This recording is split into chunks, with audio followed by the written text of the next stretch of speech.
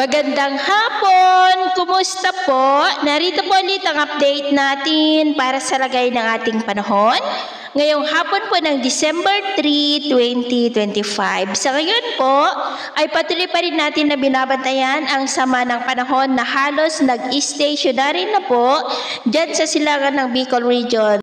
Sa ngayon po ay nasa layo ng 1,145 km east ng Catanduanes at dahil sa lumalakas ng amihan, gaya po ninyong nakikita, ay hindi na po yan makakakilos pataas kaya asahan natin na kikilos yan pa southwestward, pababa na nagbabanta dito sa Southern Luzon at Visayas, posibleng mag-landfall ngayong weekend. Pero paalala lamang po na posible pa na magbago ang forecast na ito kaya patuloy po tayong mag-antabay sa mga susunod po na updates. At kung sakali po na maging bagyo na yan sa datos ng Pag-asa, ay tatawagin na po sa local name na Bagyong Wilma. Sa ngayon ay mahinang bagyo na po yan o tropical depression sa datos po ng JMA o Japan Meteorological Agency. At sa lagay ng ating panahon, ngayong hapon ay nakakaranas ng maulap na kalangitan with isolated rains ang Cagayan Valley, Cordillera, Ilocos Sur, La Union, ilang bahagi ng Central Luzon,